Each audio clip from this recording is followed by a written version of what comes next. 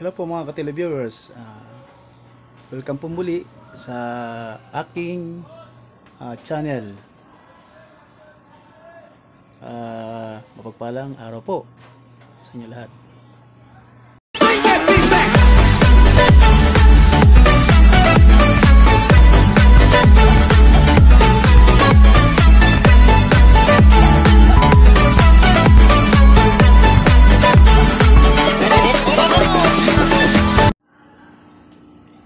Hello po, welcome po muli sa aking vlog.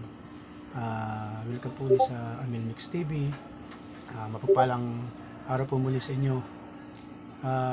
Ngayon po bali kaya ako magbablog uli ay tungkol po ito sa isa kong video na na-reject sa YouTube.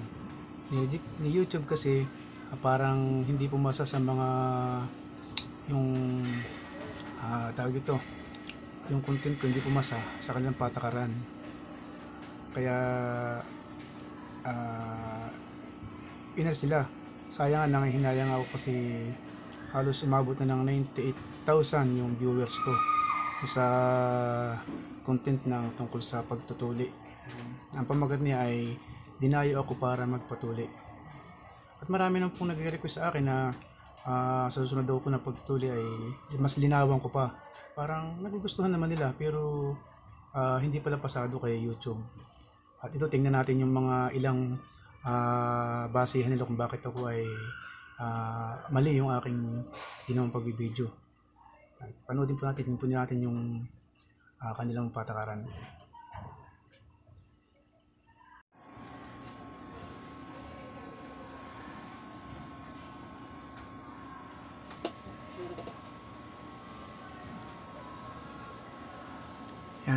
Yan po yung message sa akin ni YouTube. Yan.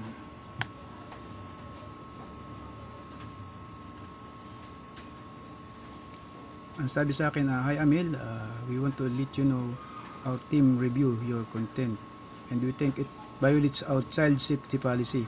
Diyan pala sa child safety policy ako nagkamali. We know you may not have realized this was a violation of our policies, so we are not applying a strike to your channel. However, we have removed the following content from YouTube. Yun nga po yung dinayo ako parang patuli.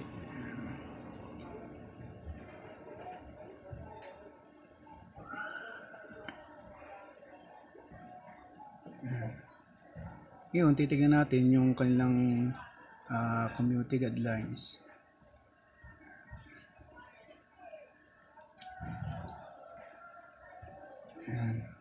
Titignan natin kung bakit ako nagkamali.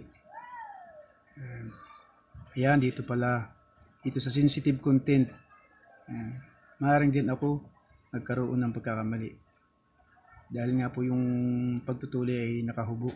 At talagang kita yung ari. Kaya mali pala yun. Kaya sorry, YouTube, kung nagkamali ako sa aking voice. Kasalanan ko na po kasi hindi ko binasa yung mga policy ninyo.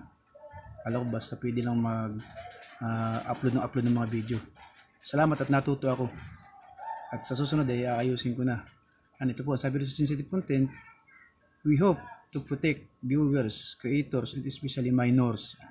That's why we have got rules around keeping children safe, sex and nudity, and self-harm. Yan. Dun sa sex and nudity, at saka sa self-harm. Maring doon ako mali. Learn what allowed on YouTube and what to do if you see content that doesn't follow these policies. Yung pala ako na nadali. Nudity and sexual content policies. Yan. Saka doon sa child safety policy. At doon po sa mga nais din pong mag-upload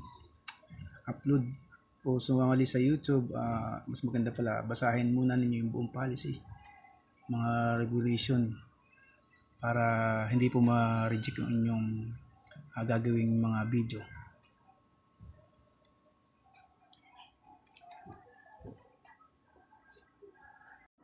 Kaya ayun, nakita po ninyo na saksi kayo sa mga nakita natin na talagang may mali sa akin ipinost tungkol sa mga bata. Hindi pala dapat ganun at napakita yung mga ari. At sorry naman YouTube. So sunod siguro maging mainit na rin ako. Para naman katanggap-tanggap yung gagawin kong mga shows. At doon naman sa mga nagre-request sa akin na yung ipakita ko ulit yung mga susunod kong tutorial, sorry po. Parang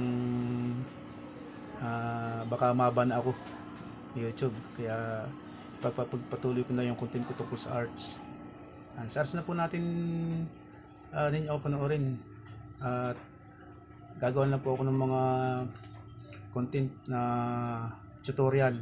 Para naman yung mga kabataan hindi matuto sa akin kung paano ako mag-paint, gumawa na aking mga artwork. Yan. Salamat po mga ka-tele viewers. Pasensya na po at tinanggal yung isa kong video, pero tanggap po yun na pagkakamali ko. Yan. Sige po, bye bye and God bless. At huwag na po ninyo kakalimutan mag-like and share ng aking YouTube channel, ha. At para po, at mag-subscribe din po pala kayo para po naman updated kayo sa aking mga shows. Maliban na po sa tuli, na po nyo na-intay nyo tuli. Yan. Salamat po.